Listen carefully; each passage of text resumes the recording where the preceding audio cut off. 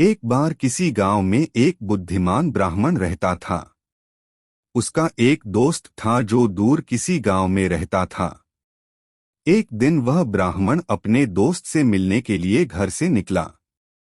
उसके दोस्त का घर काफी दूर था। उसे रास्ते में चलते हुए एक आदमी मिलता है।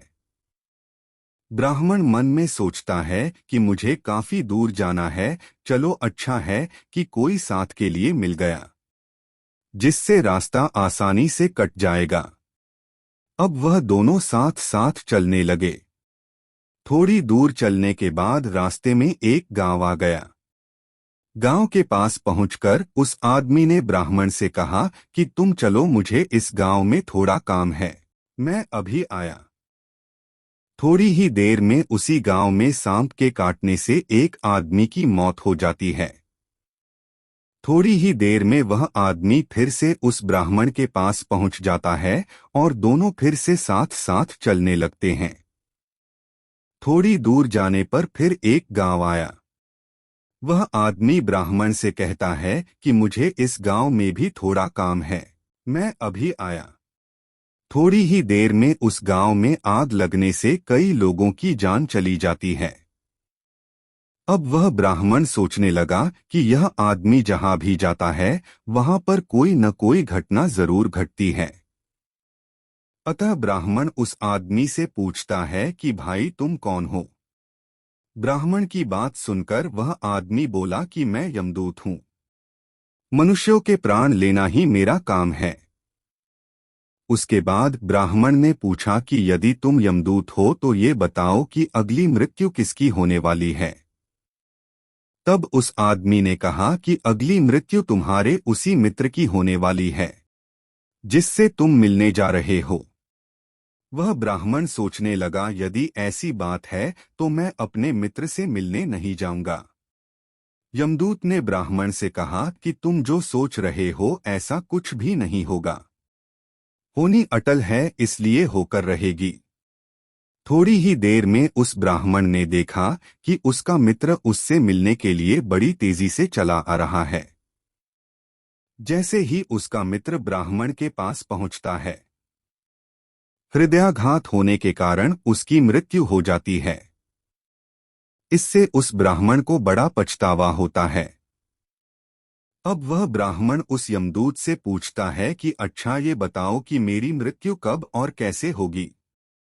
तब यमदूत ने कहा कि तुम्हारी मृत्यु ठीक 6 महीने के बाद दूसरे राज्य में फांसी लगने से होगी।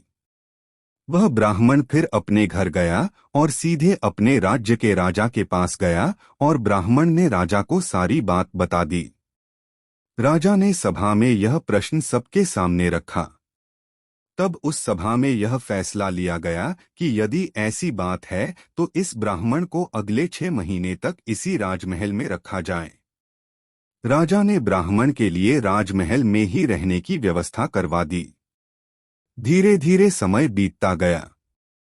उस ब्राह्मण को नींद में चलने की बीमारी थी, पर यह बात उस ब्राह्मण को मालूम नहीं थी।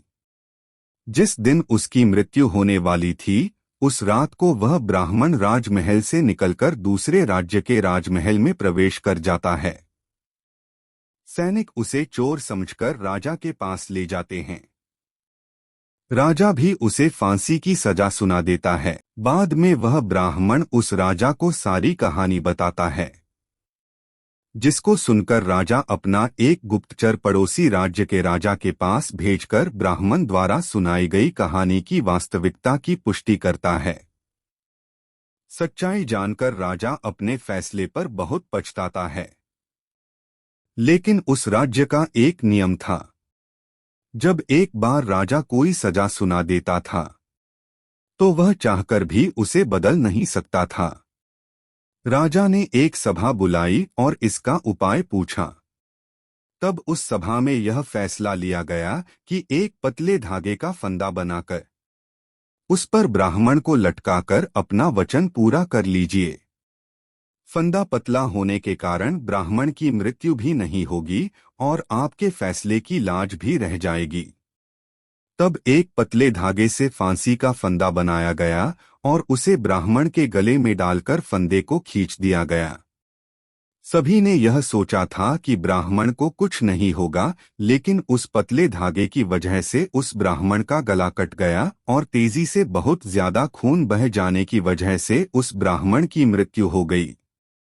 इस कहानी से हमें यह सीख मिलती है कि हमारे भाग्य में जो लिखा होता है वो हर हाल में होकर ही रहता है, उसे बदला या काटा नहीं जा सकता है।